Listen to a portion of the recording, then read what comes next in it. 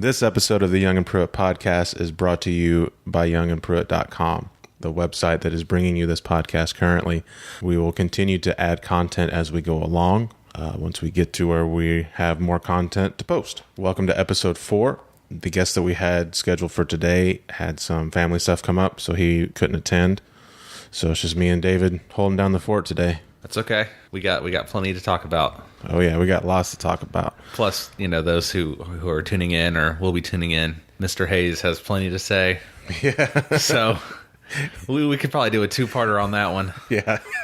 He's hopefully he's going to be a reoccurring guest. He is a complete animal when it comes to just anything. Fabricator, been around the garage since mid-'80s when he was like 4. So he's racing royalty, would you call it almost? I mean, he's from a time perspective, absolutely. Yeah. But I mean, if you look at his family lineage and their connections to the sport and how they were a major part of how it grew. He's a wild man. He's a wild one. So that's one really, that's going to stick out and shine. People are going to be like, okay, I never know if Fabricator had so much to say, but surprise. Oh, and he'll talk all topics. Yes. Literally all topics. Just name one and he'll be able to talk them. Did you go hiking this weekend? Oh, yeah. I've done a lot of hiking this past few days. Yeah? Where'd you go? Yesterday, I was up at Wolf Rock near Stone Mountain, which Nice. is like an hour north of here in Elkin. And then Blowing Rock, which you're very familiar with. Probably go to just north of Winston-Salem this weekend, up to Pilot Mountain and Hanging Rock. Those are my OG trails that I like to visit all the time. If it's not like 100 million% humidity outside this weekend anyways, kind of over summer. Yeah, the heat index today was 100. Yeah, it was brutal. How many times have you been up those mountains? I mean, you're from here, so you don't get tired of them? Pilot Mountain and Hanging Rock, oh man, hundreds. I mean, literally hundreds. I've been hiking those trails since I was probably 6 or 7 years old. Is it like a fitness thing, or is it just wanting to get away? Familiarity. You do get a little bit of a colder climate up there. A lot better wind flow, so it's just more comfortable. But I mean, it's a challenging trail. Like regardless, like it doesn't matter how many times you've done it. Like you can always push yourself to be a little harder. Plus, there's people up there rock climbing. People bring their pets up there. The view is spectacular, and that always changes depending on the weather. So you never really see the same thing once or twice. It's always its own thing and in its own moment. And then, are you going up the trail that actually has like a path with some stairs, or are you going up just rocks and dirt? Man, so most of these trails like around here, general hiking advice, you have your most popular trails, and that's where everybody's going to park, and that's where everybody's going to be in your high traffic areas. But like all of those main trails have like what I like to call ancillary trails that add like a lot of length and probably a lot of difficulty, and that's where you're going to find a lot less people. So I tend to go on those because everybody's been on the main trails like a million times, but not a lot of people go to the base and then go all the way up. That adds a lot of time and a lot of effort. So, and it's just much better in my opinion. Yeah, the only one that I've been up more than once was Crowder's Mountain, and we would always go to the trail that's like, as you're looking at the mountain, it's off to the right. I think it's like the Black Diamond or whatever it is. There's no trail. It's just rocks and trees and dirt and stuff. Crowder's really good. You get a really good view up there. Back to racing stuff. What a hell of a week to be a jackman. Air jacks and cars. Man, the fan outrage already is pretty negative towards that change. Yeah, I haven't seen a yes. Well, okay, I take that back. I've seen a few yeses. I've seen maybes. I've seen like a yes in the sense of, so quick off topic. If you type in NASCAR Jackman on Google, the first thing that pops up is you and like a million different stories of you. Really? Yeah. So anybody who's looking into this right now is kind of probably watching. You may notice like a spike in your video or maybe some likes from old tweets and stuff. The info that I know so far is that they're going to be, I mean, this is strictly rumors. The thing that scares me is there hasn't been a full official statement yet. It's all rumors. And are they doing it just to get something to talk about? Yeah, maybe. Is there actual merit to it? Maybe. Right now, we don't know. Right. So everything that I have, all the information that I have is just hearsay. Hearsay is, it's like one per car. They're not like interchangeable. Man, and if you're looking at like a large organization, some of them have 15 plus cars. Yeah. because you got to do it in your backups too. I don't know what they're going to cost. Right. So, they're not going to be cheap when we're spending, what, $40K for a set of brakes. Right. You know, I mean, they're not going to be cheap. Well, then you have to also so your balance is going to change. So how you set the car up is going to have to change. That notebook's going to be slightly less valuable. The effect on the underneath aerodynamics, which is where everybody's spending all their millions of dollars right now in the wind tunnels. How does that change and interact with the other parts? And then there's also the rumor of pit crews being completely eliminated in the truck series. So if you eliminate the Jackman from Cup, then in theory, do you only have a Jackman in Xfinity? Or do you force Xfinity teams to pony up and pay the air jack cost too, which Xfinity teams are already kind of tapped out as far as, you know, margin. Mm-hmm. So you're kind of going to price them even further out of relevancy unless you eliminate pit crews in that series too. So then you're taking the human element out of the sport, which is... And just like everything else that they've done, they add that, okay, well, it's not mandatory, but you can run it. Right. So the teams with the money are going to be able to run it. And I hate to say it, but an air jack is going to move faster than me. Right. You know, it's instant up. There is no time delay. I mean, the only delay that you have is when the guy plugs in the hose. So, and the car comes straight up and voila, there you go. All 4 tires are off now. So do you stay with the 2 tire changers and the 2 tire carriers, or do you add 2? Right. I mean, there's just so many questions around just this one thing that changes everything, and no one said anything yet. So that's all we have. We all have hearsay, rumors, and what ifs right now. And how much money is that going to really save you, or is it going to cost you? Well, I have to believe the startup cost of this project is going to be pretty significant. Most of the changes that they've ever done, there's always that big startup because you're transitioning into something new. You know, when they went to the COT and they changed the chassis, that was new. You had to make new everything. ARCA got pretty lucky and got a bunch of new cars. Yeah, there's that. I mean, I guess I could go jack an ARCA car. Yeah, I don't think... That's not... I'm not sure that's what you work your entire life for. Well, not my entire life. Like a third of my life. But it's not as lucrative in the ARCA series. I mean, I have had a lot of fun in the ARCA series. I've won eight ARCA races, I think. Hate it that I can't remember exactly how many. I think it's 8 ARCA races and then the Snowball Derby. Pretty sure. I've never won a NASCAR race. Is there better ways to save money? Probably. But you're throwing so much out because you don't know the reason why they're doing it. Is it money? Is it they're wanting to make pit stops faster? Or are they wanting one person less over there for safety reasons? We don't know. We just know that someone's saying that they're trying something new. You know, that's all we have. I mean, last year it was they were going to take a tire carrier away. You know, and that fizzled out. So where do you think this one came from? I mean, there's rumors around that too, but you don't know whether to take them or not. There's one team that supposedly is pushing it, but you don't know. Right. You know, no one knows anything yet. Once we get a little bit further down the road, I mean, I know right now it sounds terrible.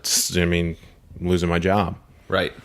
You know, at least I'm lucky enough I have experience carrying tires. I've never gassed before, but at the end of the day, like, you don't know where it's going. Right. You know, because there's so many more variables that happen with that you just don't know. You know, I don't want it to happen at all. Yeah. You know, it's like, I was like, well, that sucks. As soon as I first heard the rumor, you know, they're like, hey, did you hear the talks of an air jack at the racetrack this weekend? And that was sent to me in a text message. So I read that. Hey, did you hear talks of the air jack at the race this weekend? I was thinking that someone had like an air assisted jack or whatever at the racetrack. And I was like, well, whoever did that was stupid because they got found out the first time that they used it, right. You know? So they're like, no. They're talking about putting them on all the cars. I was like, shit. So I have no control over it whatsoever. You know, I can say, yeah, it sucks. Please don't do it. Right. But it could just be people making clickbait topics, you know, and this just went viral. Kind of like the Dodge thing. Yeah. Well, Dodge isn't coming, and then you have like several articles this week saying not only is Dodge still interested, there was never an official no or even comment. Yeah. There's another manufacturer in talks. Yeah, there's so much fake news. This is going to be one of the wildest silly seasons. Oh my God. You have BKR Shutting down. shutting down. You had Red Horse shut down. Kyle's threatening to shut down if you take away races from him. Another big series team, or a big team within the series with multiple trucks rumored to be leaving, stepping up. I mean, truck teams have come and gone, even since I've been there, in the 10 years that I've been there. So I've seen the biggest ones go out of business, the one that no one would ever see go. But I mean, when KHI went out of business, yeah. that was like, oh my God. And then there was the sky is falling. The truck series is done. And then Kyle swooped in, took all the Billy Baloo stuff, started using that, and then he became top. Let's see. Jermaine had, 4 trucks at one time? Jermaine, the Roush trucks. RCR trucks. RCR trucks. Turner. Yeah. So it's almost par for the course. But to have this many go out at once, that's creating a huge vacuum. Yeah.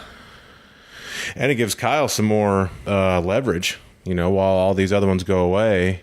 I mean, the statements that he made, that gives him a lot of ground there. Right.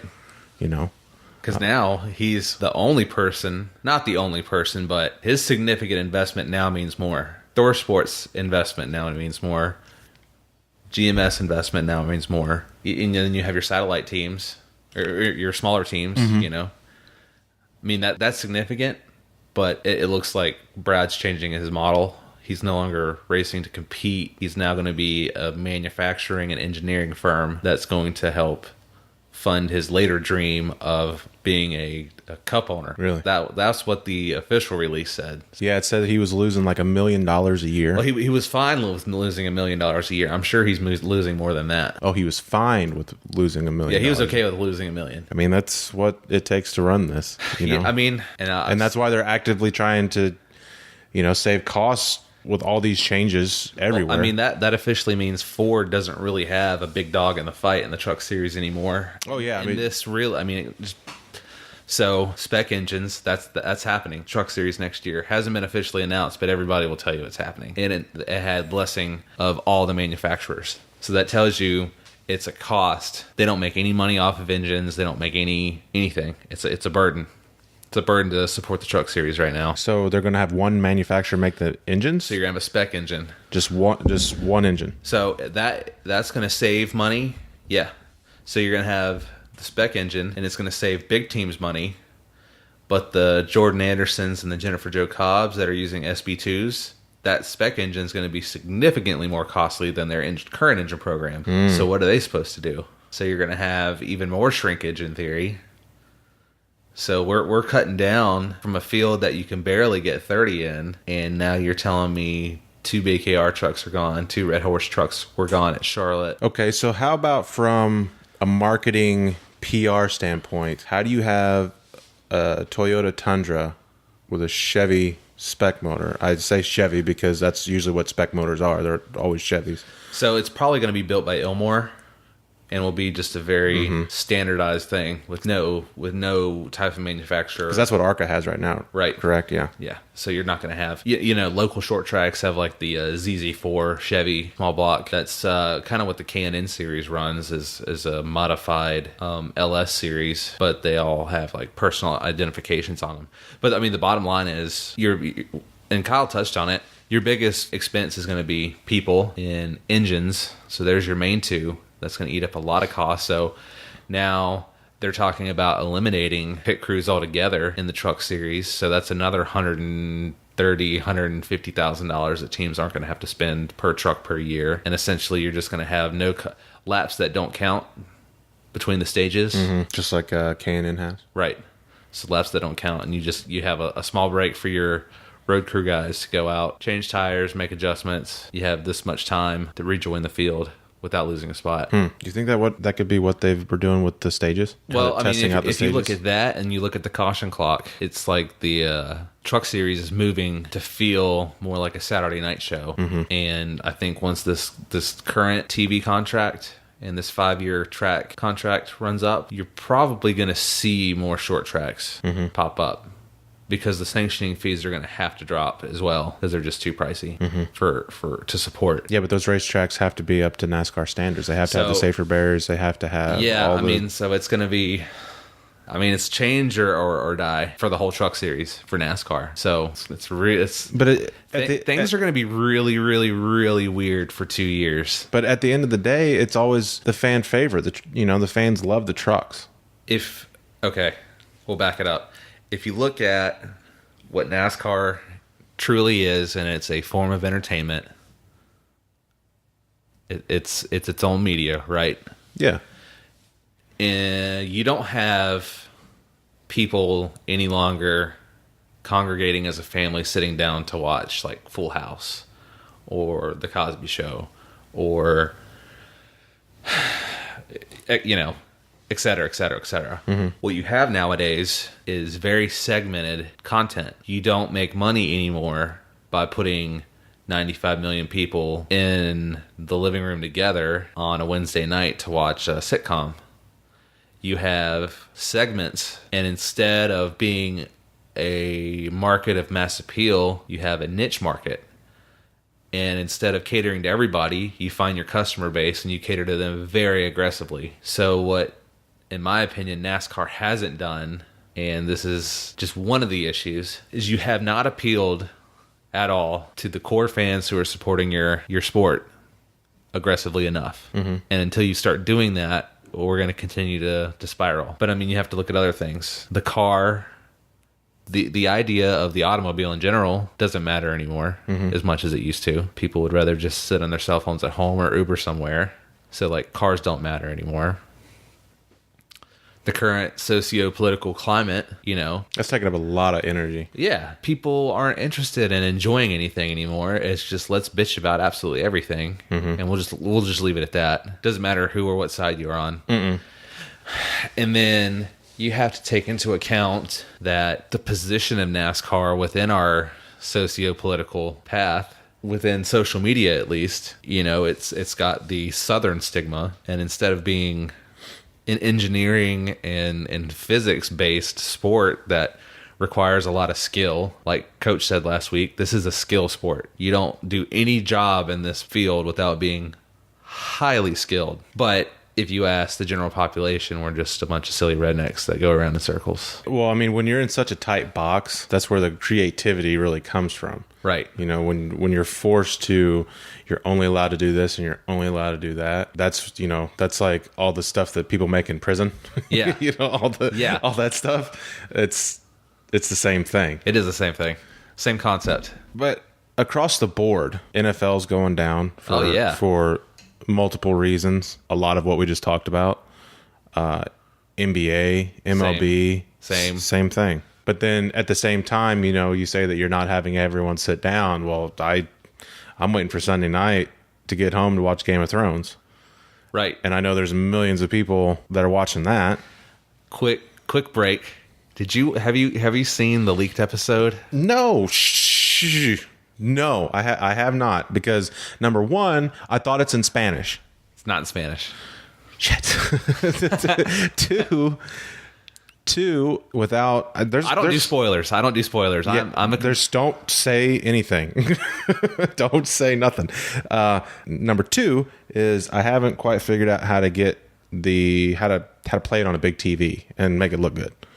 I'm kind of behind on that. So I have the smart TV and I have all that stuff over there.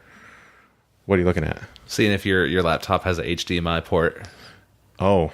Because if you have an HDMI port, you click that just like you would a cable box or a Chromecast. Yeah. Yep, you just click it there. I could probably get it off my Xbox then, couldn't I? Right. And if it's already plugged in the back, you just disconnect off the Xbox straight into the laptop. No, I'm saying that I can use the apps on. Oh yeah, you could. Yeah. On the Xbox and play it right through the Xbox. Okay. All right, honey, we might be watching Game of Thrones tonight. Yeah, because I thought it was in Spanish. Now, okay, to completely change subjects here, what I heard was that it was over in Spain, and they meant to play the trailer, and they played the whole damn episode. The whole thing. The whole, 70 minutes, I think? It's the real deal. Yeah, the whole 70 minutes. Oops. If you're in charge of HBO Spain, you literally have one job, and that is do not ever play the next episode of Game of Thrones before it's really supposed to air. Maybe it was like when you look at iTunes and you have 2 tracks, but they don't quite show the full description. And maybe he thought that the one that he clicked on was the trailer because, oh yeah, the trailer was there first, so I'm going to click on that one. And he didn't read the rest of the description, not episode, 7, episode 6, season 7? Yeah. And not just the damn trailer. Yeah, I have been staying away from comment sections like the plague. I seen a meme of his the Matrix one, and it said dodging spoilers from Game of Thrones. Okay. Like, people have done a really good job not spoiling that episode. oh yeah, I know that the last Star Wars The Force Awakens. Yeah. When that one came out, I got that spoiled in the comment section of like an NBA chat. You know, they were talking about LeBron James or whatever, and you're sitting there scrolling down through, and it's like, I can't what did it say? Like, I can't believe LeBron let Kylo kill Han. Oh. And I'm like, ugh. And I just had like that fear wash over me, like, oh my God, it just got spoiled. And this was still like 2 weeks out. Oh no. And I don't even know if the guy just guessed and he was right. You know, but that's exactly what happened. And then you get to that scene, spoiler alert, when they're out there on the bridge and he kills him. It's like, God, you know, like I didn't have the same oomph behind it. The only thing I will say is this show is absolutely written by geniuses. Yeah. Played by incredible actors. And the storylines continue to get better and better and better. The casting from this is so good that these guys and gals aren't going to be able to get other jobs. There's a couple actors that are like that. When you look at them, you only see certain things. And I think it was the actor that played Joffrey. He already said that he's retiring from acting. All the gigs that he tries to get. He will never be a better character than how he played Joffrey. Yeah. I hated Joffrey with an undying passion. Yeah. Like, he didn't die horribly enough for me to be satisfied. I'm pretty sure that there was a couple ones on there that I cheered. That was one of them. The other one was Ramsay. Oh, I hated him too. Ramsay was so bad and so evil while he was on that show that the next gig that he got, he played Hitler.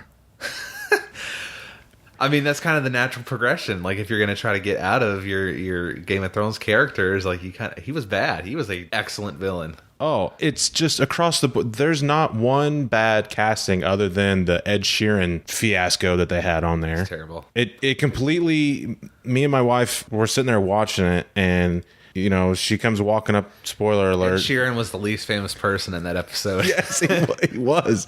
So she comes walking up on the horse. And you hear this singing, and then you see this guy singing, and I just thought for a second, I was like, "What?" I'm like, "I know that. Is that Ed?" And me and my wife says, so "Ed Sheeran." Like, what is he doing on there? And like, I had to go back and rewatch the episode because it took me immediately out of the universe, and I completely didn't pay attention to anything because it just took me out of it. So it was such a shock to see that in there. It's just like, no. The only other one is Cersei. And it took me 2 or 3 seasons before I stopped seeing her in 300. Yeah. Because she was Leonidas' wife. So it took me out of that so far that it took it a while. Think about Bryan Cranston, and he was the dad in Malcolm in the Middle. And now he is forever, always. That's true. Walter White. So it is possible, but I digress. Yeah, because then you got guys like Arnold that have played so many iconic, like, action stars and characters that you know, he's not just the Terminator. I mean, yeah, he's the Terminator and the I'll be back, but he could play, you know, I mean, he could work out on Game of Thrones somehow.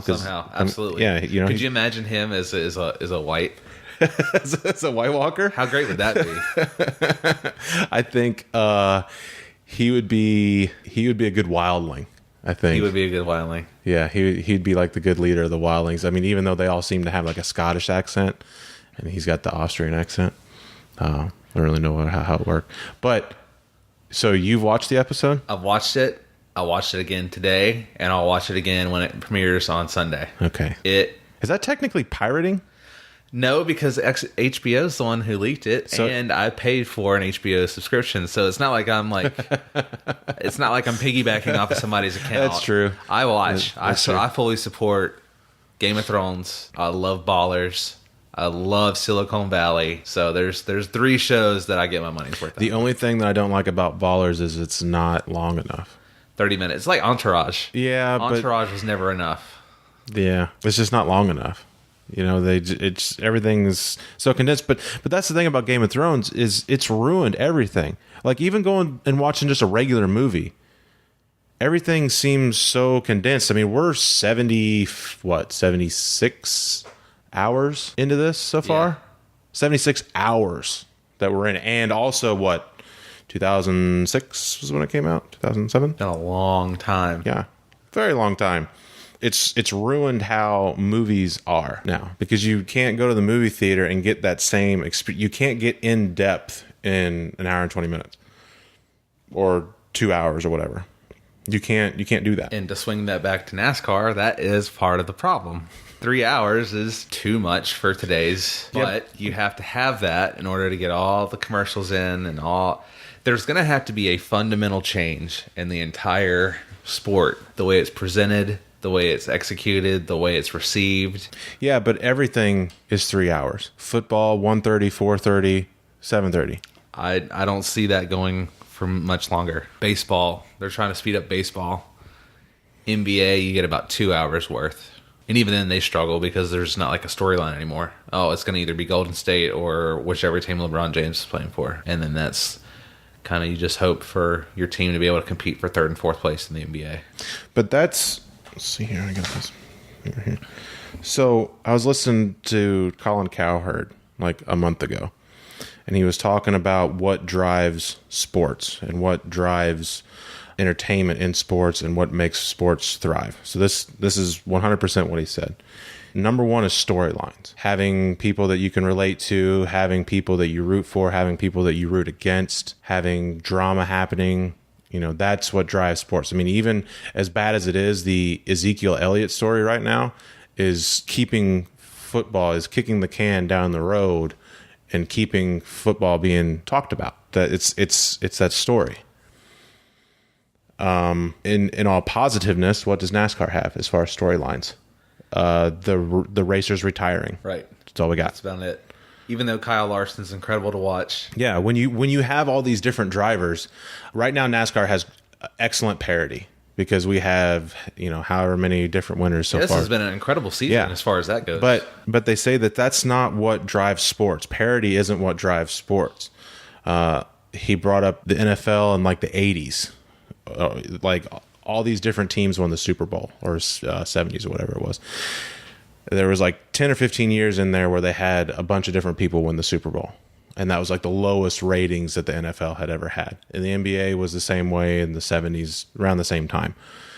They had different champions every year. So that really like ruined a lot of it. Right now we have a lot of people, winning. We just got off of the Jimmy Johnson era. Right. And everyone says that killed a lot of it because no one wants to see him do that.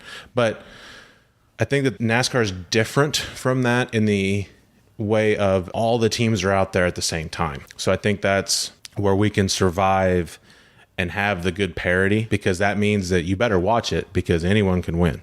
Almost anyone can win. I mean, right now, and this is almost crazy to say this, but Martin Truex has become a bad guy. Not really. I don't think, not with what happened there for a little bit. When that stuff went down with that little argument that they had on pit road, I think that he kind of gained fans in the way of Kyle Busch dislike. I mean, yeah, he's dominating, but I mean, you know what I mean? Like when you start winning a lot, people all of a sudden like he's no longer the underdog, so we don't care.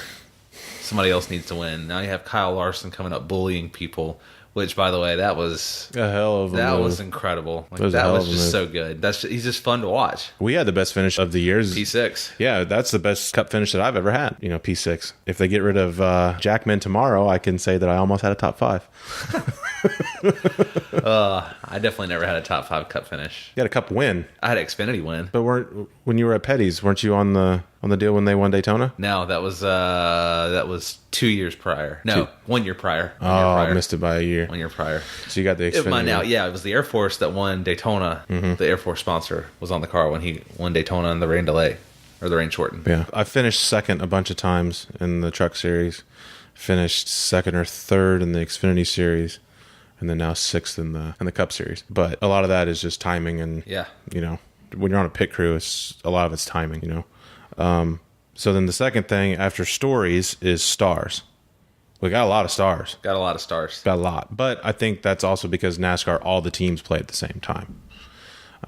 But big time stars, the only one we got's leaving. Right. So our LeBron James is leaving, as far as like global awareness of him. Global recognition. Yeah. I think that's why the NBA, even though it's going to Golden State versus Cleveland, that's where all the stars are. So their ratings for those games are going to go through the roof. And they're even messing with the schedule next year. Those players have more rest. They're less likely to sit out games because there was a couple games last year that LeBron sat out. Yeah. And the network was like, The third thing is the base. And we talked about that earlier.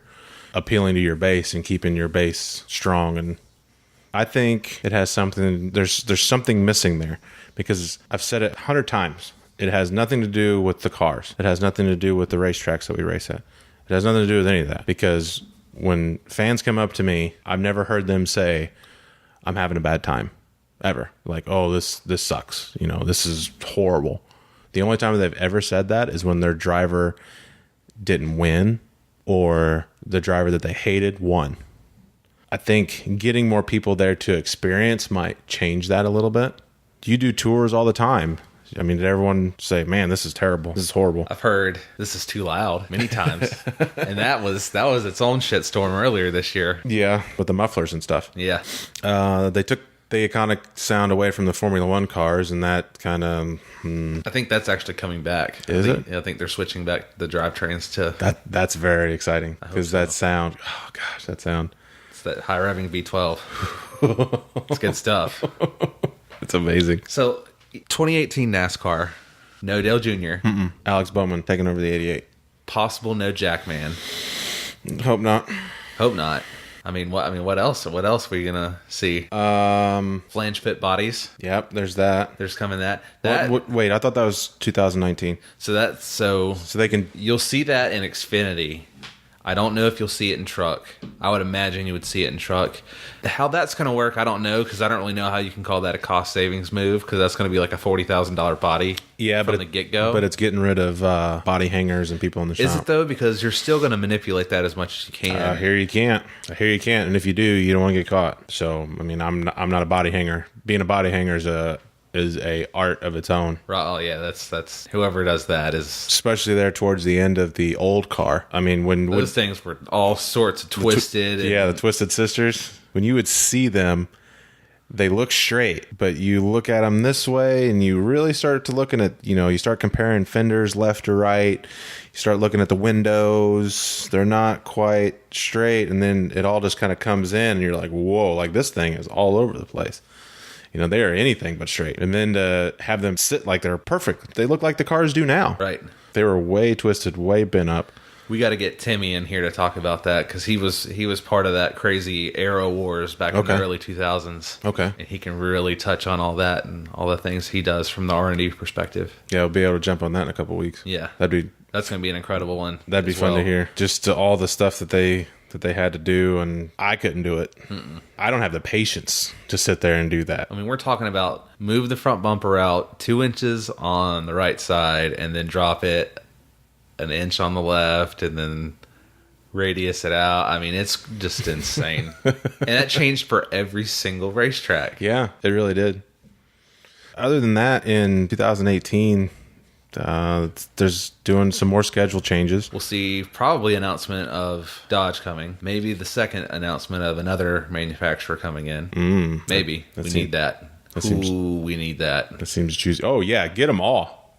get them all in. Boy, we need that. But that's the thing with appealing to the base. When you look back in the history books, there was Jaguars that used to race in stock cars. Well, shoot. I mean, you had a period in the 90s. Buick, Pontiac, Chevrolet, Ford. Mercury. Mercury. Well, they were trying to do the Cougar. So I was looking at this. Somebody made, this is like back in the mid-90s. I think it was Kupferman Haas. It was a 37 Little Caesars, Kmart Little Caesars. Mm-hmm. Yeah. And it was a Lincoln Mark III. And Ford said, stop development. We don't want Lincolns to be a racy brand. But it looked wild because you had the crazy rear end, the crazy rear window. Same thing with, there was a Cougar, a Mercury Cougar that had a flat rear window. It was, I think, a 93 Bojangles car, and it was tested by Derek Cope. Kel Yarbrough owned it. Really? And they also, Ford said no. That's like the Days of Thunder looking cars, right? Yeah. Except it like came over the roof and then went straight down. So, I mean, it looked like a Cougar. Man. But yeah, I mean, we need more of that. I mean, you see Cadillacs in IMSA. Mm-hmm. You know, the Daytona prototypes are Cadillacs now. They're not Chevrolet Corvettes anymore. So, see, what that does is that puts more factory backing to more teams. So it tightens them up a little bit more. So it's more money for more people. Right. So instead of having the big satellite teams where you have your 4 cars and then you have a satellite team that has 2 or 3 cars and you have another satellite team that has 2 cars or 1 car and then maybe sometimes even another team that has just 1 car. Instead of that, you're going to have those teams being just that manufacturer. So you're going to have 4 of those manufacturers, which would be great. I think the telltale sign for a new manufacturer coming in is you'll probably see a couple teams merge together in preparation to give a bigger force behind. So you'll have more room to play with bodies, or at least have somebody out there to play with the body and get it right. And then just an overall bigger footprint. So use their engines, use their body parts. So I think if you see that, that's a good telltale sign. And I think if you see contract negotiations with other bigger teams who are currently in one manufacturer, you'll probably mid-season say, oh, well, we're not ready to sign back with X manufacturer yet because we're looking at our options for 2019. And I think that'll be your next telltale sign. Yeah, but at that point, Pandora's box is opened up on Twitter and Instagram, and everyone starts getting their opinion and their ideas of what's going to happen. A lot of people don't realize that you can actually read a lot into what some of these press releases say and what they don't say in relations to what's going on behind the scenes. Yeah. If you followed the sport long enough, you probably know what the keywords are. Well, we really can't comment on that, but okay, that's typically a yes. Oh, we don't know what we have going on right now. We can't really say. We're pretty non-committal, blah, blah, blah. But we have a good relationship with Current, and we're going to just ride out the rest of the year and try to win the championship. Yeah, that means you're leaving. So how much of that is actual truth? Like, they don't have the deal signed yet?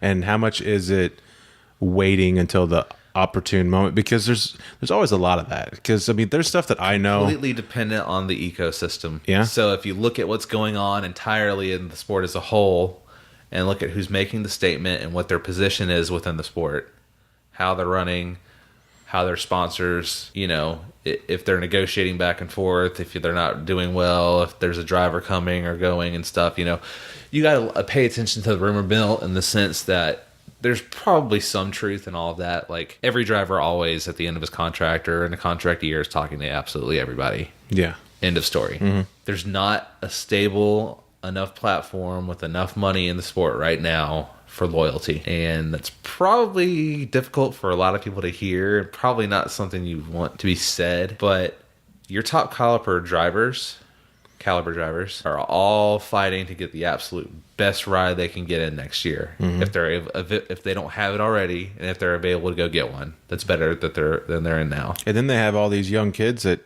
keep coming up who can do it for a lot. So, I mean, right there. So we've touched on this. The great right sizing is coming. It's coming this year. There's going to be some real sketchy shit going on, which is why you hear. What do you mean, the great what? The great right sizing. What do you mean? So this industry is in a contraction period. Oh, okay. I see what you're saying now. So the right sizing. Okay. And what that means is everything's going to start move moving to that, what's the best word? Everything's going to be moving to a sustainable level.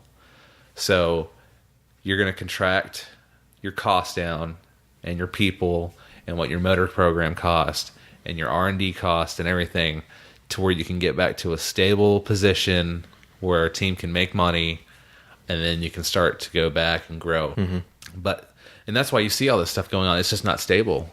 It costs too much. It's not delivering enough to a sponsor to get enough money out of it. So you can't grow, you can't do new things without stability.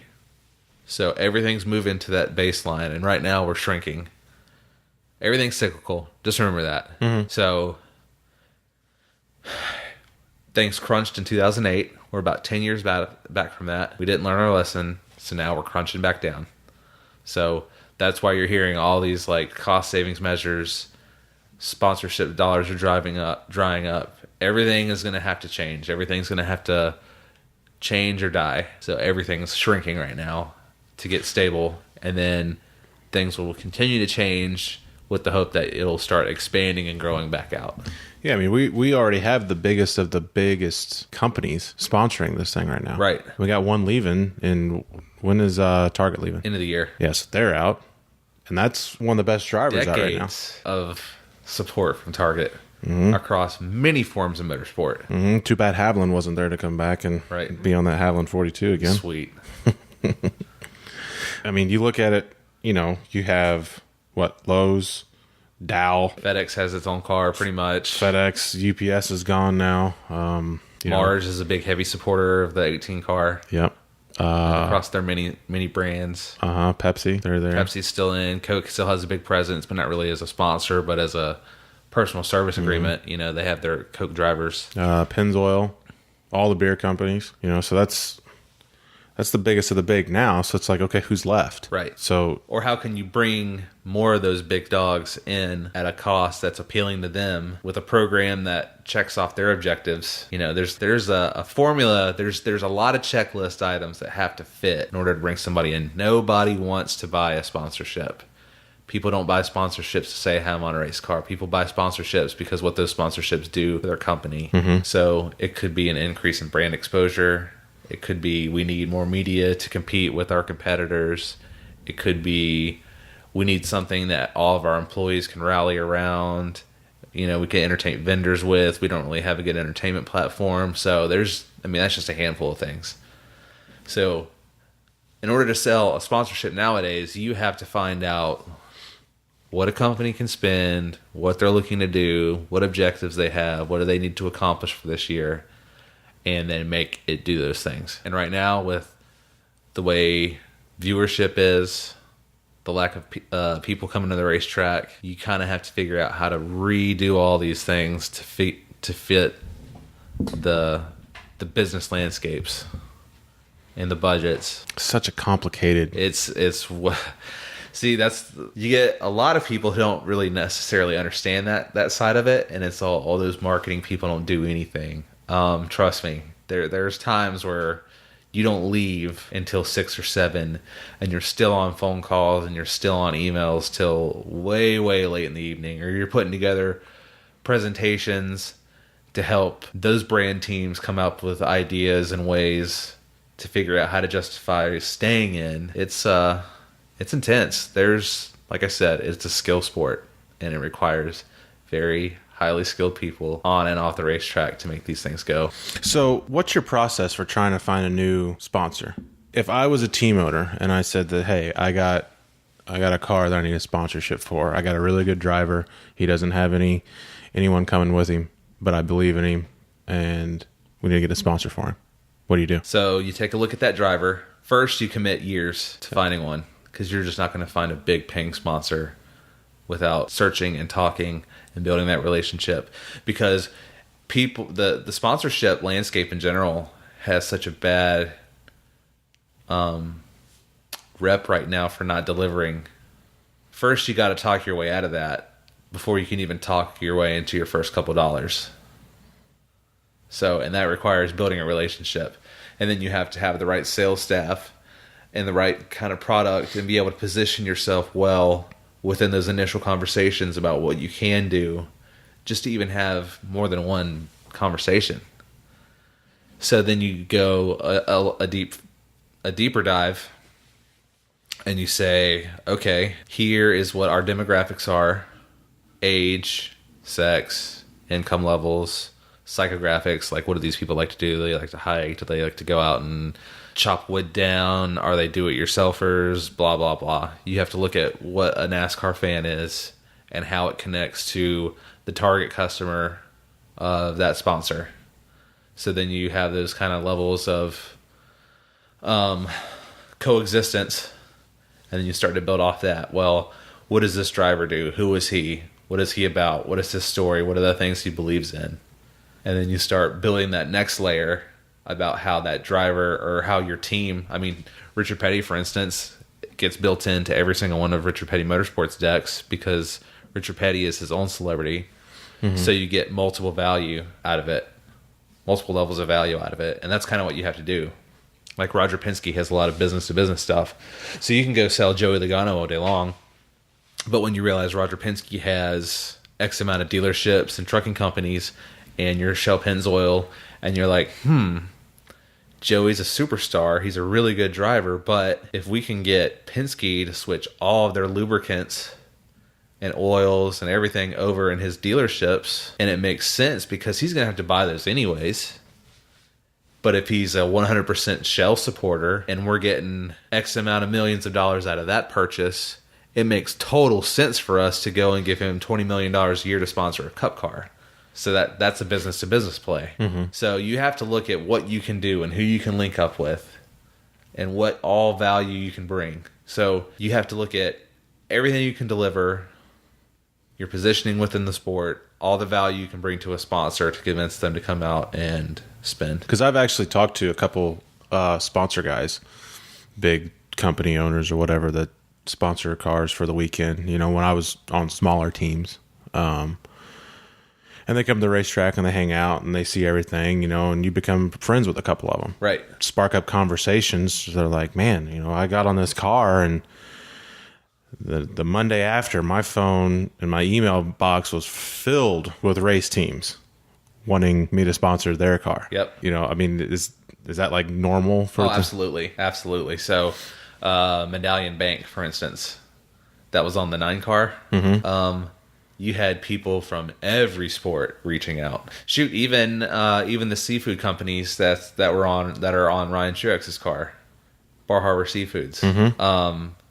There were NFL teams reaching out saying, "Hey, why don't you come be a part of the New England Patriots? We're from the Northeast. You're from the Northeast. There's some synergies here. Let's see how we can work together." Wow! So it goes inter. Oh yeah, sport. Poaching goes from the get go. Poaching. It's true. It's very true. You guys take it very personal. Is there gentlemen's rules in the PR business? Oh no. No? Bunch of pirates? Pirate. It's no. See, okay. So a lot of people don't understand is like actually pirate culture. There's a lot of unwritten rules, and there was like hierarchies, and there's respect. They're not rules. They're more like guidelines. There's like guidelines. So there was actually like rules of engagement and stuff. It was actually a lot more structured than Disney would leave you to believe. Like pirate in general. Mm-hmm. There's actually no record of Blackbeard ever killing anybody until his final battle.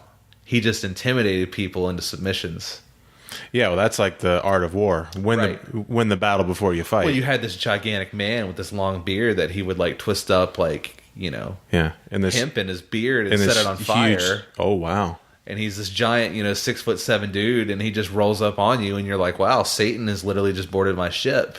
Take it all. And then if it went easy, he would just assimilate that crew to become his crew and say, hey, nobody kills you if you come work for me. Wow. So legit Game of Thrones stuff.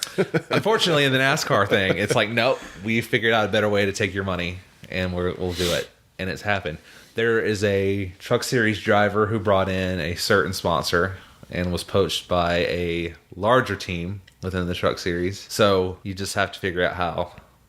Like that smaller team didn't ask for enough, didn't have enough to deliver on, and then the larger team figured out what this company needed. It's so crazy. So you got to have your contracts and all your stuff. Oh, my friend, it is a airtight, dog eat dog, very, very, very nasty world out there in that side. The world of marketing. Oh yeah, let me tell you, I have listened to phone calls of higher ups calling other teams and verbally destroying them, saying this is our people, this is how we this, and they're just like, well, they wouldn't be talking to us if there wasn't more that you could be doing. Ooh.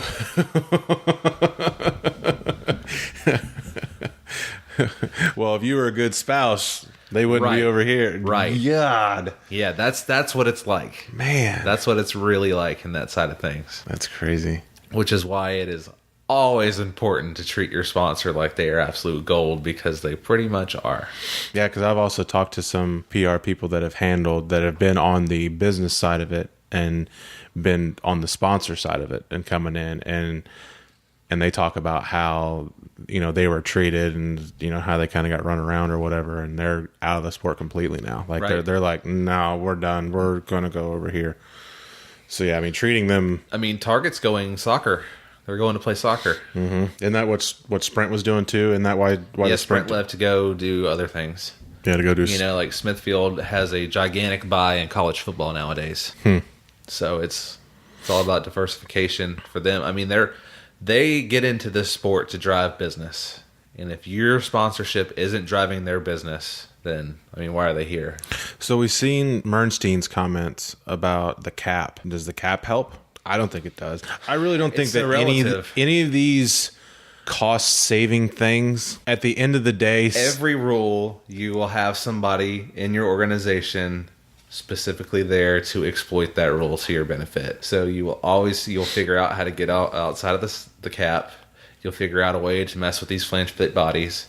You'll figure out a way to make your air jack better than the next guy.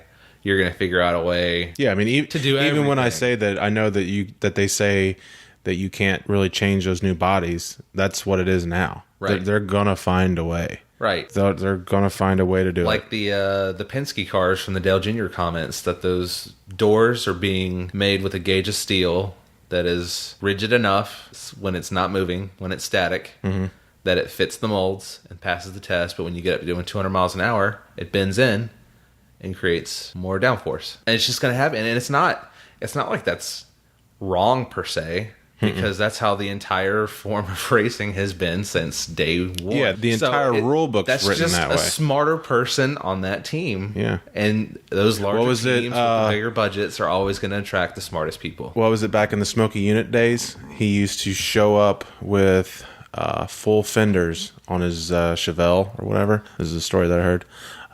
He showed up Daytona with the full fenders on the side. It didn't have like the clearance cut for them, so they had that little lip to them. Went out there, rubbed tires, but was still fast. Yeah. Got the pole or front row or whatever, and then came in and cut those fender flares off and then ran the race. Yeah, it's just whoever can do it better than the next guy. Yeah. It's half the rule book's written for Smoky Unit. Yeah, that and then you had the engineering days in the early 90s. When you really started seeing crazy stuff happen nowadays, all the stuff that goes on the underneath. Yeah, where they turn everything into what they call a pan, the flat surfaces on the underneath to move air. Or, even what Bubba Wallace in that 99 truck with his quote-unquote encumbered wing, how the air vents in the rear bed of the truck are supposed to be air intakes only. Those were switched to be outlets to create a big pressure difference, which is increased downforce. And that cost Shane Huffman $5,000 in a race. So it's not, when we're saying like, oh, this is cheating, it's bad. No, it's going to, end of story. It's just going to be how it is. If you fix it, they're going to find something else. Right. There's no way around it. Right. If you fix it, they're going to find something else. It doesn't matter what you do, what rules you put into place. Somebody's going to find something, whether it's a mile wide or a millimeter wide. If it's going to help, somebody's going to find it and they're going to do it. And once they get discovered, they're going to just move to the next part of the car. Or they're going to do it on this part of the car and have been already messing with other parts of the car, and then just make it obvious in the other aspects that are not really helping that much, because there's so much more you can do in other parts of the car. You want to draw attention to that. Yeah. For instance, the whole Keselowski sandbagging comments, where historically NASCAR has taken a lot of cars from Michigan to the R&D center. So Toyota thought they were also going to do that. So they brought, quote unquote, junk cars to the racetrack, hoping those would be the ones that go back to the R&D. But NASCAR didn't do that this time. They were a step ahead of the competition. So Toyota came and didn't have what, their A+ stuff at the racetrack. And that's what Brad Keselowski was saying is, these cars normally get impounded after Michigan. So Toyota brought junk to the racetrack. And he's so smart, and his acumen in the sport is so good that he can tell you that when he's out there. I mean, I think that that's just going to keep getting worse. It's slowly getting worse where drivers are, quote, quote, getting a lot more vocal, getting a lot more, pointing more things out than before, Yeah. Well, I mean, they have to fight to keep their personal brands alive and well and thriving because the salary crunch is coming for them, too. You have to remember that part of this right sizing is going to be taking these large driver salaries and crunching them way down to a sustainable level, which is why these younger guys can come in and race for $500,000 a year. But how? I mean, I don't understand how any of that works. I don't see how they can prove that that's what they're doing. I mean, I can't.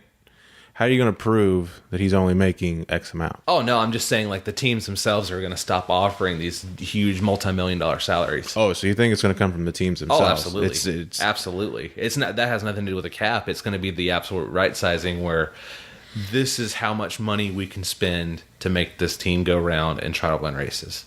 And a big chunk of that equation is driver salary, which is what Dale Earnhardt Jr. was talking about when he said, I felt like I was being overpaid. Well, back in like 2004, 2005, people were getting $12 million offers to come drive. Well, if you look nowadays, $12 million is the majority of your sponsorship for one car. Wasn't it Carl Edwards that got like a $40 million bonus? Right. Gross. And there's a story about him being at like a Mecum auction, buying $1 million car as guys were rolling toolboxes out of Roush Fenway. Jesus. Yeah, so that's what I'm saying. But you see that in other sports. It's absolutely. You see Tom Brady taking a pay cut. You see Peyton Manning taking a pay cut. We're not the only sport with a massive TV contract. So that's how NFL teams don't live and die by sponsorship. NASCAR does. MLB teams don't live and die by sponsorship. Yeah, because they got the collective. We have these gigantic television contracts that get dispersed across teams. Yeah, they got the collective bargaining agreement or whatever it's called. So there's that as well. So with that all being said, sorry, I lost my train of thought. Without all that being said, you're going to have salaries get crunched up because you remember, look at your huge expenses as a race team. People is your largest, including drivers, and then motor programs. And then you probably get into like, chassis fabrication. How much are you spending on, custom made parts per race, spending $100,000 on brakes for an Xfinity car when it costs, you're only probably bringing in $150 for that race. So all that kind of stuff is going to factor in, and they're going to say, okay, we can no longer afford to pay Billy Bob Johnson $7 million a year. We can pay you $3 million. And he's going to be like, what? My lifestyle is already ready for $7 million a year. I really need to be making 10. And he's going to be upset, and he's going to have to make the choice to either not drive race cars for a living anymore or take the $3 million. And push his regular brand and try to get some endorsements. Right. So then there's going to be a lot more focus on their personal business managers to go out and get them personal business endorsement deals where you're not necessarily going to see those companies on the race car, but you'll see them like a patch on their driver suit or a spot on the helmet or maybe B-post. I think most teams give drivers B-post placement. The most obvious one would be Denny Hamlin. Yeah, Jumpman. Yeah. There you go. You'll probably never see a Jumpman cut car, but that's his personal, endorsement deal. It's probably worth $500,000 or so that he gets, but he does a lot probably on the back end for Jordan. And that takes that takes that much money off the team that they can reallocate that money to, right. to go someplace else. Back in the mid 2000s, Tony Stewart's television interviews were so sponsor heavy because of all of his personal endorsement deals that I think Joe Gibbs eventually gave him part of the car to sell for like one big sponsor, so he could fit in all the team sponsors that he's required to represent, because he had so many smaller deals put together. Wasn't that the Armor All? Something like that, yeah. The Armor All deal that he had? Those were the great commercials. Yeah. A lot of people don't realize that Powerade's orange flavor exists because of the Joe Gibbs relationship with Home Depot back in the day and Tony Stewart. That Really? the orange flavor of Powerade came to be through their NASCAR dealings.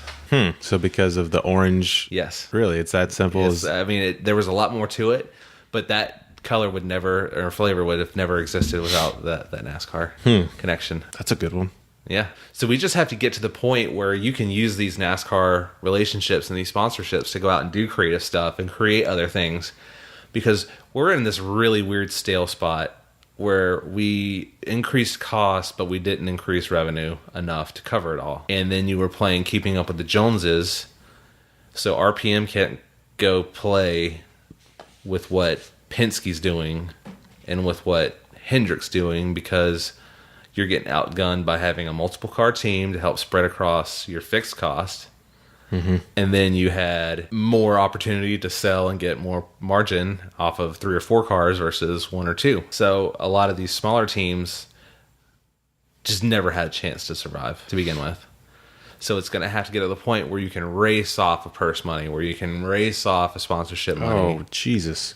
And it's just going to have to continue. And You can't do that at a local drag strip, right, with a bracket racer. You're not making money on purses unless it's like the one-off deal where it's the big money race. But even then, you're not. I mean, you're covering just a little bit of your costs. right. So that's what I'm saying. The right sizing's coming. Things are going to have to continually change until it gets sustainable. So where do you see it going? What do you see? It's going to be a really, really, really weird 2 years. Yeah, I would say it's going to get it's just going to continually to get weird. It's not going to look anything like it looks now. I think you're going to have flange fit bodies all the way across. You're going to have probably a much different engine type program. You're going to have probably larger teams. I think the 4-car rule goes away, and you're going to have larger teams. Instead of having like a 40-car team, you'll probably have 4 teams that have like 10 cars. you think so? And then you may have minority owners that own those 10 cars underneath the larger umbrella, just kind of grouping together and saying, okay, everybody under Toyotas will race underneath Joe Gibbs, and you'll have different levels underneath that, but overall you'll be forced to get together and have strengths in numbers. So without the adding on of a manufacturer, you're factory style. You're only going to have 3 big. Yeah, 3 or 4, maybe 5, hopefully. I mean, I don't think, and this is a quote that I've heard, there's probably not a lot of bad people in racing. It's just that when it comes to keeping your stuff to survive, you're going to do whatever it takes. And I think with that, everything. And I think that what that looks like is going to be really weird compared to what we have now. You're still going to have mechanics to put together. You're still going to have crew chiefs. You're still going to have drivers. The unknowns on the pit crew are kind of sketchy right now. You're still going to have people, PR people, to go out there and put it in the public. You're still going to have marketing people to execute these programs. But what these programs look like and what they do and what's going to be expected of the drivers and everything, that's all going to change. For this to really, really take a different look and be a disruptor, which is what happens with volatility. When you have all this crazy stuff going on, is it opens up the window for somebody to say, hey, within these parameters, we can do it differently this way, and we're going to disrupt how this whole thing works. When else has that ever happened? Or is this just a one-off? Well, people compete in the real business world on business models nowadays. So it's no longer like everything is pretty much commoditized nowadays. But now you have Airbnb, which is the largest like hotel company that doesn't own a single property. Now you have Uber, which is like one of the largest transportation businesses, and they don't own a single car. It's came in, they've disrupted the industry. The model has changed. So now you have to figure out a better way to do this from your business model. How do you make money? It's got to be different than the way everybody else is doing it.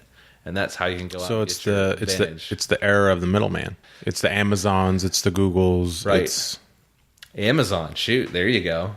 There's another one. Not only have they figured out how to mass appeal to everybody, they figured out through algorithms how to take their gigantic offering and tailor it exactly to you. And now they're not just doing that online. They're buying up your Whole Foods. They're buying up food delivery services. So now they can even custom tailor that further and reduce the time that it takes to get you. That's going to help you out a lot, because we were walking out of the grocery store the other day, and we had never did the call up curbside, pick up your groceries and go. And we were walking out, and this lady had this big old Escalade sitting there, and she was in the grocery pickup line. So basically she called ahead, ordered her groceries, someone got them for them, she pulled up, rang the little buzzer, said her name, and they came out and give it to her. So I was thinking, like, that's saving so much time. Right. You're saving that much more time, but I've never been so busy to where, I've never been able to not go to the right. The grocery Think store. about what that does, though. You don't have to have her come into your store to make money anymore. So what it costs traditionally for somebody to come in and shop at your store, now she just has to go online, click what she wants. But also your business plan also has to change in the fact that the grocery store is set up a certain way, right, to upsell. Well, now you have to have your online shopping do that for you, and you do that through algorithms. So all those VIC cards you have, or the Food Lion cards, the MVP program. Oh yeah, here's your coupons of the stuff that you always buy. That's big data. That's all that is. Mm-hmm. So it records everything you need. So now those things you're going to have pop-ups. You're going to have landing pages that say, hey, remember this? Well, now we can run a deal with you on this. If you buy these other free items, we'll throw in one of your favorite ones for free, et cetera, et cetera, et cetera. The only way that they would make that bigger, or even getting down to where like I would be on board with something like that, would be as if it's almost like a On It.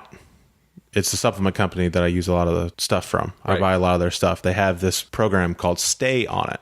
So you basically get a subscription, that's such a genius program. And when they know that you're getting low on that supplement, if you take it as directed, when you get to the end, one automatically shows up at the door. And that's where the entire premise of the Amazon dash button comes from. Yeah. So you can get a dash button from Amazon for pretty much anything. Tide, diapers, blah, blah, blah. I think I've seen that. Didn't that come out like a couple years ago? And you just put it like where you store it, and you're like, oh, well, I don't have much of this, or I'm running low. You just press it. It automatically goes through your Wi-Fi to your Amazon account, automatically orders it. So you can go out and you can be like, man, I got 3 loads of laundry. Click the dash button. 2 days later, you have these all over your house, basically. Yeah, and you can get them for anything. So you got one next. You could have a keg of KY jelly and be on the bottom of that thing and say, there you go. I was going to say coffee machine, but that's so boring compared to a keg of KY. Okay, that's a lot. Going through a lot. That's the way that I see it going. If I can get down to where you're doing that, you're saving so much time. You're opening up way more time to be able to do a whole bunch of stuff. Anything else, right? So essentially, you're going to have a disruptor like that in the NASCAR industry who comes in and just shakes the whole thing up and puts it on its head. God, I don't like the sound of that, because that's the way that it's going. It seems kind of bad for my job in the business. Seems really good for yours, though. Being a good PR person, being a good marketing person was going to be everything now. Right. I mean, it is right now, but it's even going to be more. The more and more money gets in, and the more sponsors that you're going to have to get, the multiple sponsored deals, to where you're not just the Tide car, anymore. Yeah. You're not just the GM Goodwrench car. You have to go out there and constantly find more and appease all these deals and keep them and make sure that you're getting all the money that you need and figuring out a schedule for those cars of which ones to sell. Right. You know, which ones do you want here? You know, because I know that even the smaller ones are going to say, hey, you know, I want to be on the July Daytona car. Is it first come, first serve when that type of stuff happens? Yeah, I mean, that's part of it. You're also going to have to look at it as to, you know, who your major sponsor is, and you kind of give them first of right refusal. So I have a large sponsor that comes in and buys 18 races. So I want to give them the opportunity to pick those 18 races before anybody else does.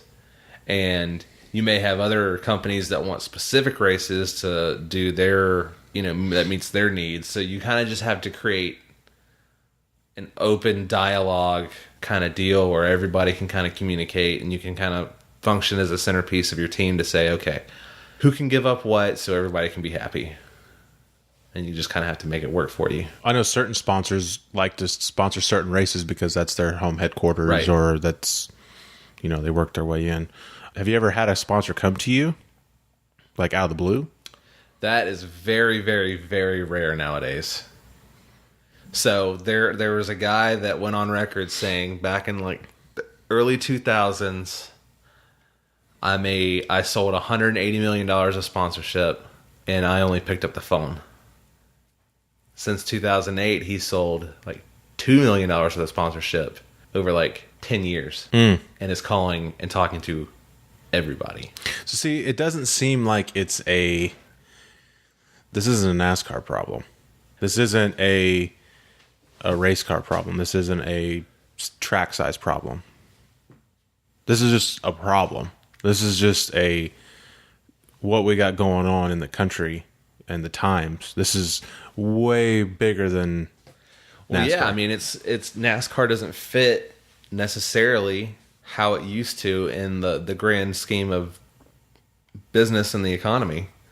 You used to be able to accomplish a lot with a NASCAR sponsorship. I mean, hell, you had to compete. You had to be in the sport to compete with your competitor because they were already here and they already were doing huge things with it. Nowadays, it's all about the micro stuff, and you're going to have to figure out how to put NASCAR in the conversation with people who don't necessarily watch it, or find people who are in these micro niches that are super passionate about other things and figure out where the NASCAR fans are in that. So I see, you know, something like drag racing, or I see something like IndyCar. IndyCar would be a good example because there's a ton of money in IndyCar stuff. Sure. You don't ever hear these, you know, the sky is falling statements. You don't ever hear, you know, oh, they're changing this, they're changing that. I mean, as far as on the national scale as you do with like the NASCAR stuff. You know, I mean, if you... I think IndyCar probably has a smaller footprint because they're certainly going to go through a crunch because Target, you know, left there too, and you're going to continue to see that series right size itself until it's sustainable again. Because it's not just NASCAR that's struggling with the sponsorship side of things. Cost has gone out of control for all racing series. Yeah. Hell, even your local short track. Jeez. I had a conversation with Jeb Burton that says it cost him like $7,500 to run his late model. Just for the weekend? Just for the weekend. His super late. Between engine, hiring crew guys, tire bill. Tire bill's big. Yeah. But I mean, that's still the reality. Just something's there, but just haven't quite figured it out yet. But I mean, even the NFL is still struggling. Oh, I mean, they're having a crunch right now too. Those players, that TV deal shrinks and goes away that they're underneath now. All those player salaries are going to shrink very considerably as well. Same thing with NBA. And that's crazy because all the MLB, and that's coming out at a horrible time for them because all that CTE stuff's coming out. Right. All the health stuff. See, that people don't realize, but that has a major effect. So think about how do you get NFL players? You get them from high school, you get them from college. Those kids have to play Pee-wee. Mm-hmm. Well, parents are really just not open to being involved, putting their kids out there. Yeah, and man, there's some statistics and articles out there about what type of players come from what backgrounds and neighborhoods and families and stuff. The majority I think there may be one starting quarterback that didn't come from a 2-parent home and went to college. So hypothetically, if all of a sudden all, standard families with family values say, you know what, my kid is athletically gifted. I don't want him going paralyzed or having concussions and stuff in his mid-20s. You can go play baseball. And all of a sudden, your quarterbacks stop going and putting in their name in the hat. And all of a sudden, you have not good quarterbacks in the NFL who can't throw, who aren't intelligent, who aren't doing incredible things. What does that do to the game of football? Changes it. Turns it on its head. Right. Makes the running game a lot more important. Right. Because if you look at where running backs come from, or where wide receivers come from, it's all there's stuff so much further down the line that you don't even think about. Yeah. But out of 400 million people, you're going to get 32 guys that can sling a ball that's willing to take the chance. I think right now we have those 32 best people, period, that you could possibly get in the NFL. And we continually get those best picks from college that come up and get drafted. And I think as more injuries and more concussions happen until they change stuff, like they're consistently looking at helmets, retraining tackling, slowing down the pace of the game, et cetera, et cetera, et cetera, to try to get away from this bad stuff. Because, man, we're just now getting into what CTE really is and the ill effects it has on people. It's just now starting to rear its head. This isn't full. We don't have full throttle down this yet. So NFL has to figure out its way around that. But I mean, at the same time, that doesn't translate in anything to what's going on in racing and why racing is going down. Well, it's just a different set of problems, but they're still having them. I think everything gets magnified nowadays. Every problem you have, it just gets magnified. People can react to it quicker. Well, yeah, because everyone has a say or an opinion online. Right. Which in another thing is so skewed, it's not even funny. It's skewed, and it also... the people who have opinions online, for the most part, do not reflect at a adequate ratio of what people who have opinions offline think and feel and say about that topic. But it's the scariest thing for companies now. It's so in your face. It's what the media covers. It's what everybody sees. That it's what people consider reality. Mm-hmm. And it's such a flash in the pan. Right. It's either the worst thing ever or the best thing ever. So there's... And then next. And then, here's the next best. We're not even to lunch yet. So today, which is Thursday, August 17th, 2017, there was a specific study or a poll that came out from a very reputable polling company about a current event going on, that if you looked at those results of that poll versus what you see online on Twitter and social media and Facebook, it is two entirely separate, different stories. Yeah. However, modern day people are reacting with the skewed data and not the real data. And it's going to cause a big discourse in how things are handled and continue to move forward and change, and how people are going to react to one another in present day.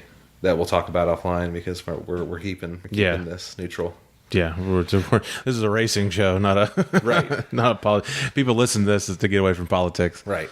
So we're not gonna we don't touch that stuff, but it's good to know that whatever you see and read online and the reactions that you see aren't a true representation of the entire picture. Yeah, I seen. I don't even know if he said it, but it was a Rob Schneider tweet, and it was on Facebook. I never even cross-referenced it on Twitter. But it said, if you put your phone down or if you stop watching the news and talk to your neighbor, the world is a much better place than it may seem. Honestly, I feel like that's a true statement. But it's because everything is the greatest thing or the worst thing to ever happen. We've the Disney-fication of life. Mm-hmm. Everything is solid good or solid evil. Mm-hmm. But that isn't even real. That's not even a real thing. It's just something. It's a fairy tale. Things aren't completely good and completely evil. Everybody every day does some good things and some bad things. But to take that a step further, who the hell says what's good or bad? True, but isn't there a thing in business where they say that if you make one customer angry, you're going to lose that many more because that person gives a shit about what's happening that's supposed to happen, but the one time something bad happens is just the worst thing in the entire world. Yeah, you get the one customer that gets a bad sandwich, he's going to tell 20 people that he got the bad sandwich, but the person that got the good sandwich might tell one person. Right. Like, hey, this is really good. Okay, well, it's supposed to be. I pay for it. Next. Yeah. Or man, that place is really good, that I said to my one friend. Right. Not like, oh, hey, we're thinking about going over there. No, don't go. I mean, look at YouTube comments. Look at Facebook comments. Look at Yelp. I don't. It's just the worst of all human beings. I try not to. And they're starting to figure out that a lot of it is the same people. Right. With multiple accounts. So, yeah, essentially. So, like, the legitimate trolls are people that just troll. And they have multiple accounts set up. Like, I have multiple accounts for this podcast, right? My Instagram, but they're all these different accounts, and they just go through and one makes a comment, and then they get on this other one, and then they make a comment on the same thing. So then now all of a sudden you have 10 bad comments, all from the same person, and you're taking that all. So there's a statistic: 86% of people they look at negative reviews on online sellers, and they take that into their overall consideration of buying from that person. So with what you just said is now you have given that person a gigantic voice when they're only one person. And you're seeing that across all of social media, where you're taking opinions of 3 to 5% of the population and you're making it seem and 90% of them are anonymous. Right. They're no one. Right. So, and if they are someone, they're private, so they don't even have themselves out there. Yeah, so my advice is stop giving crazy people a national platform. What's that new app out now? That's Sahara or Sahara, where you can anonymously leave a message. That's the most beta shit I've ever seen in my entire life. Why would you put yourself out like that? But yeah, like who really buys into that stuff? Because you can have an anonymous troll on there who doesn't like you, say some horrible stuff, and then you can take it the entire wrong way. Yeah. Or you could just man up and be like, hey girl, hey boy, whatever you swing, I think you're hot. And it's just like, oh, okay, I have a secret admirer, but nothing's going to come of it because I don't know who this is or what, And clearly they don't feel comfortable enough approaching me directly. Mm-mm. So it's like, what's the point? But it's like you're just setting yourself up to be trolled and have all this negativity brought to you. I mean, right. Yeah, it has good intentions, but it's not, it's not going to be the vast majority. I work with you, and I just wanted to say how good of an employee you are and how it is to work next to you, and I just didn't want to say yada yada yada. Cool story. Tell me that over a beer after work. Yeah, but all the 90% of it is like, you suck, we hate you, you smell like cheese. Yeah, it just seems silly. We've gotten away from racing here. Yeah, we'll shift gears and start the shutdown process. So you are going on vacation soon. Yes, I am off to San Diego on the second and last off week of this racing season. I think next year we have 3. I think we have Easter, June 17th week is another one, and then we're having August, at the end of August again. Just so not next week, but the week after next year. So we're going to go watch the eclipse on Monday. I am driving down to Columbia, South Carolina to do the exact same thing. You going anywhere special, or are you just going? Just going. And then I think I've probably already messed up. I need to start looking at hotels in Charleston because I was going to go from Columbia and follow it down to Charleston. Well, no, I was going to watch the whole thing in Columbia, but I got some free time between now and the. They say that it's going to be like 2 minutes and 40 seconds of totalitarian. Yeah, the longest one in the Carolinas is Clemson at 2 minutes and 37 seconds. Something like that, yeah. Is the longest one. We're going to go down to like the Greenville area, but we're going to be out in the country. We're not going to be, because they say it gets completely dark. And I don't want to be around a street light. Yeah, you're going to be able to see stars and stuff in the middle of the day, and they were talking about like the gas flares that come off the sun. You're going to be able to see them, and then any type of planet or celestial being that passes in front of the sun. What if we see a comet? What if the sun's been hiding this big, massive comet, and that's when we see it? That would actually explain a lot of things. I was thinking that to myself. I'm like, man, all this stuff going on with society, and this is happening, that's happening. Well, if you just, it's like throughout history, like there's always like a eclipse, like around a plague, right? You know, or around like a famine or a drought. Think about, and this includes myself, how many people have begged for a comet for every time over the past like 2 elections, or anytime the Patriots go to a Super Bowl. It's like, come soon, Skyrock. So save us all. So yeah. So okay. Is there actually a hurricane out in the Atlantic right now too? Is there? I think so. I don't know. I haven't looked. I don't really care. I haven't checked. But it's so weird, and I'm surprised that there hasn't been more comments about it. Like, oh, well, you can't find any glasses. We've had ours for a while. I didn't even think about that until... Do you have a welding helmet? Because I hear a welding helmet does the same thing. Huh. Maybe, I wonder if the welding supply stores have been beat up yet. Probably. Maybe, maybe not. Or you could even just get one of the slip-in replacement lenses, not get the full thing. Oh, I mean, shoot, I'll just tape that to sunglasses and be the same thing. Yeah, or just hold it up so you don't look like a nerd. I'll bring in some pictures of me from my younger days. Yeah, you've already talked about that. But we have 3 pairs of them, and when they got here, I went outside and looked through them, and the sun is just a completely perfectly round dot. Yes. That's all you see. Like, I'm putting these on, I'm like, wait a second. Like, we got gypped, you know, because you can't see anything at all. Right. Until you walk out, and you have to look directly at the sun to see it. There was one where they said that you can take a mirror, but I don't think this is going to happen either.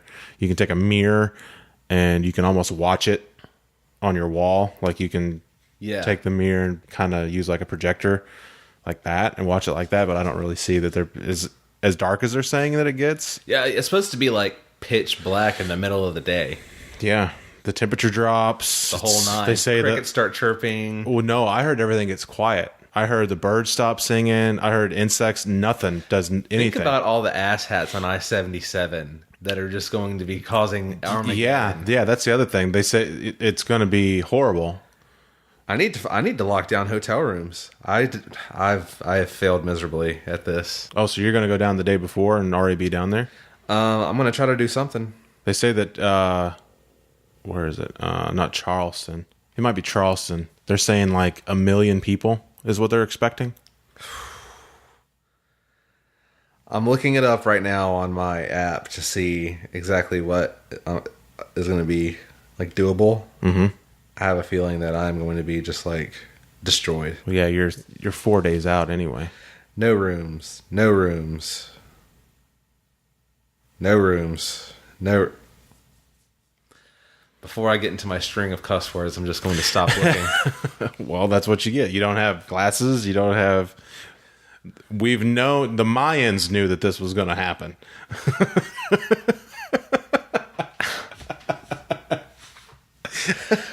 Well, look where they're at now. That's what they get for being smartasses.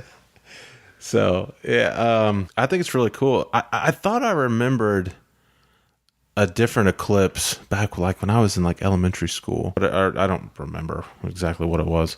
But I know that there's like a solar eclipse that hasn't happened in a while here in the United States. I think another thing we're not talking about is how like events like this, like the weird people get like super weird.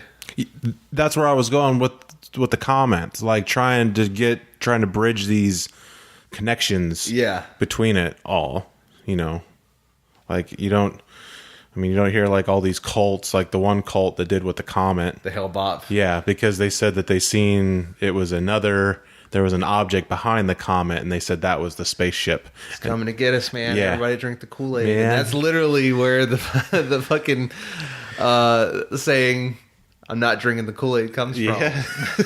Because those who didn't die. Yikes, man. You know what? Purple's not necessarily my flavor. I'm more of a cherry fan, so I'm gonna skip this comment and maybe drink to the next one. And you're all dead. You know, there's actually an interesting story about that everybody had the same specific pair of Nikes on. Really? That became like a very, very high dollar collector edition Nikes, specifically because they were all bought up.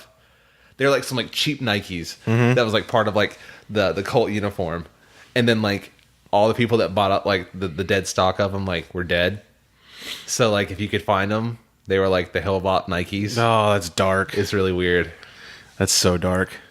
People don't. You don't realize that the small details that you just walk by every day and don't care about. Like there's like some really, really weird things that happen in weird events like that you go on later on in your. Yeah, what's the one that they're saying about South Carolina? The lizard people. that the eclipse is going to trigger the lizard people coming out. Okay, I believe that because South Carolina is kind of its own thing in general. We needed Hayes here for that question. Yeah. When listeners in South Carolina send lizard selfies to tag me in all your lizard selfies when you reveal yourself. I don't judge. If you're a lizard and you're cool and you like racing, we could probably still hang out. And then they even got down to like what filters to use with your cameras. On like my wife has them, but she had it all figured out to where when you take the pictures using Instagram, like what filter to use to really get because you only have, I mean, you got to plan this out, right? You only got, which clearly I have not. Nope. I'm not even gonna look. I was tempted to grab the phone and start looking for rooms again, and I'm not. Well, I mean, do it. You can get close, but where'd you look up? Charleston, South Carolina. Because my plan was just drive from Columbia down to Charleston because it's like an hour and a half. We're just gonna get up in the morning and we're just gonna go. My daughter has half day, so that was just in case because it's like 98% here.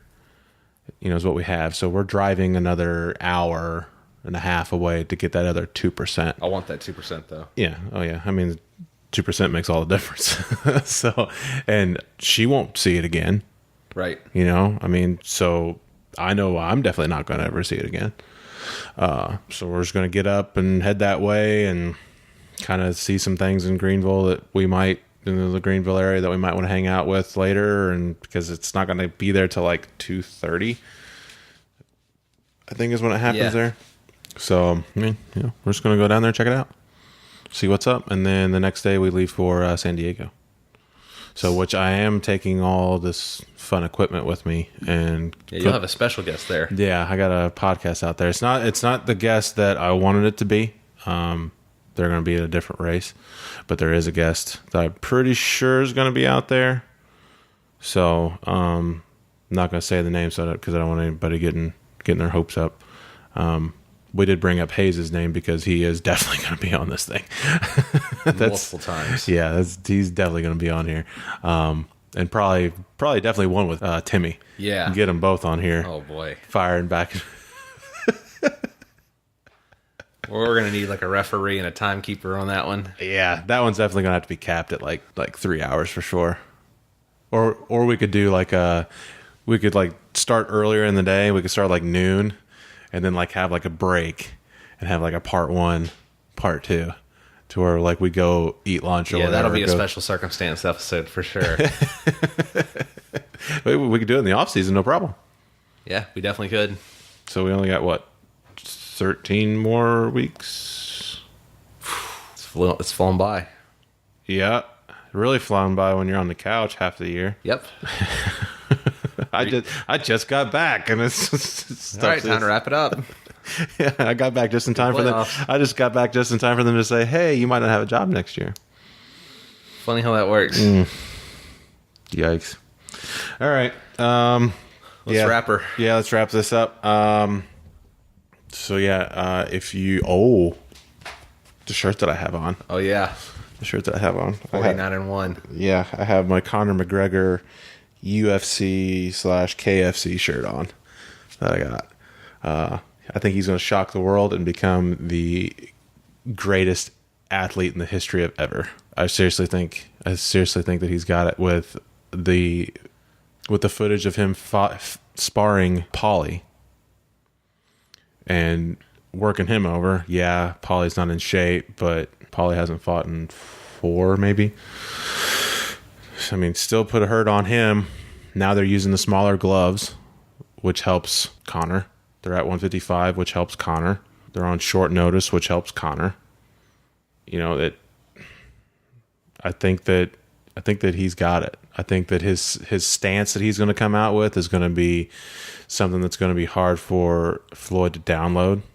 And he's going to be sneaky, and he's going to slip something in there, and he's going to be dirty, and he's going to be rough. He ain't going to cheat, but he'll be, you know, he'll be getting everything that he can out of everything. And I think that he's going to shock the world and become the greatest athlete ever.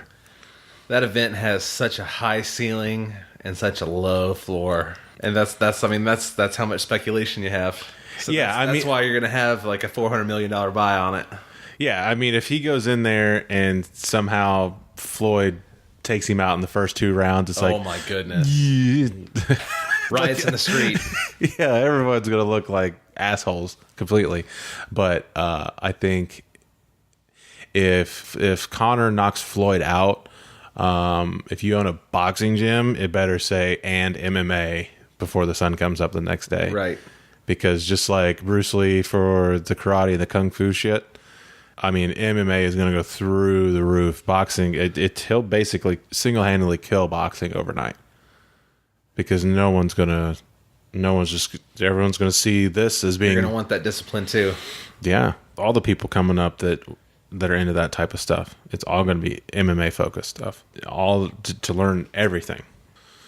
But you're also talking about one-off guys on both sides. This is never going to happen again. No. Ever. Not for another 50 years. You know, when this is long gone and now we have 2 completely different people that don't even remember, that weren't even alive when this happened. It's going to be crazy. I can't wait. I think that it's going to be so much fun. And I got to watch it out there in San Diego, so I think it's on out there at like 7. Right. So I'm early night for you. Yeah, so I'm going to be great. You know, I'm going to be ready to go. You know, watch this whole thing play out. So, what you got for the off week? I'll be looking for a room down in Charleston. So that'll be number 1. And then I'm going to hope that the lizard people do not abduct me while I'm in Colombia. And for the folks in Indiana, I'm going to hope that the watermelon people do not come to fruition and terrorize the lands, because there's a lot of giant watermelons out there. R.I.P. watermelon farmers. All right. That's how you know I've been too long in the seat. It's time to wrap it. All right. Yeah. Episode 4, Young and Pruitt podcast, youngandpruitt.com. You can find me at JackmanZack on Twitter and Instagram. You can find me at Tall Guy Turbo on Twitter and Instagram. See you guys next week. Like I said, I'm going to be in San Diego, so the next episode won't be for another 2 weeks. So I'm going to start editing on it as soon as I get back. See ya. You guys have fun. See ya.